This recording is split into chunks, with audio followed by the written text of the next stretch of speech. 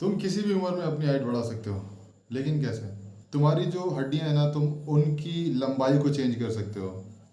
जानते हैं पूरे एग्जाम्पल के साथ इस वीडियो में किस तरीके से तुम अपनी हड्डियों की लंबाई को चेंज कर सकते हो। तो एक बहुत ही फेमस आर्म रेसलर है जिनको तुम सब मोस्टली जानते हो, जिनका नाम है डीवन लेरेट। अगर मैं नाम सही से ले रहा हूँ तो डीवॉन लेरेट, फोटोज लगा दूंगा यहाँ पे, तुम देख सकते हो। तो इनका क्या सीन है, अगर हम अपने दोनों हाथ रखेंगे इस तरीके से तो हमारे दोनों हाथ की लेंथ जो है वो सेम है।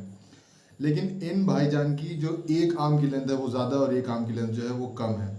तो इसी तरीके से एक मसाई ट्राइब है कीनिया में, जहाँ पर एवरेज हाइट जो होती है उन लोगों की वो 6 फीट 3 इंचेस होती है। ऐसा क्यों?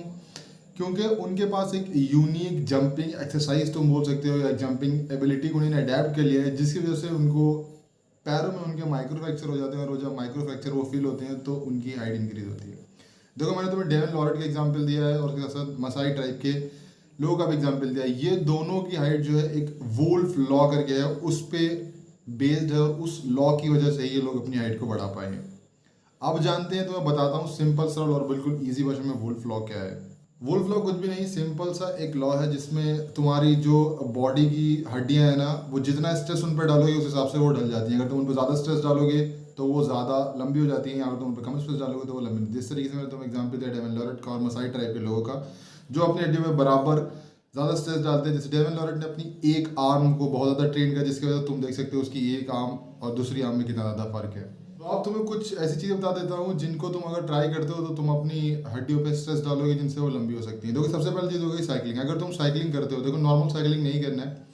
साइकिलिंग तुम्हें इस तरीके से करना है कि जो तुम्हारी साइकिल की सीट है ना, उसको तुम इतना ऊपर कर लो कि तुम्हारे पैर बिल्कुल पैडल तक सीधे जाएं। मतलब पैर के जहाँ पर घुटना है वहाँ पर मुड़ना नहीं चाहिए, बिल्कुल सीधे जाना चाहिए। इससे क्या होगा, इससे तुम्हारे पैर के जो बोन्स हैं उन पर स्ट्रेस पड़ेगा और वो लंबी होंगी।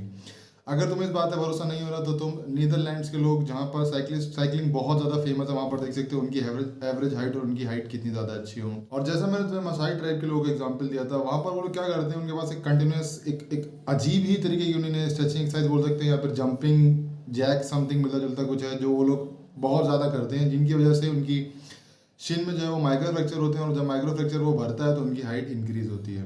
तो तुम लोग भी ऐसा कर सकते हो, कुछ जंपिंग जैक जैसा परफॉर्म करो, उसके बाद अपने एंकल पे कुछ वेट बांध के लटको जिसपे उन पे स्ट्रेस पड़े और वो लंबी हो।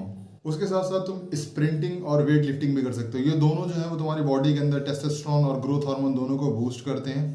तो अब तुम्हें सिंपली डाइट बता देता हूँ। डाइट में तुम्हें कुछ नहीं लेना। देखो, सबसे ज़्यादा विटामिन डी लेने की कोशिश करो। उसके अलावा रेड मीट कंज्यूम करो। अगर तुम रेड मीट नहीं ले सकते हो तो तुम ज़्यादा से ज़्यादा रॉ डेयरी प्रोडक्ट्स जो आते हैं उनको लो। उसके साथ साथ एक बहुत ही अच्छा सप्लीमेंट आता है बोरोन। अगर तुम उसको लेते हो तो वो तुम्हारी बॉडी के अंदर कैल्शियम की एब्जॉर्प्शन को बहुत ज़्यादा बढ़ा देता है।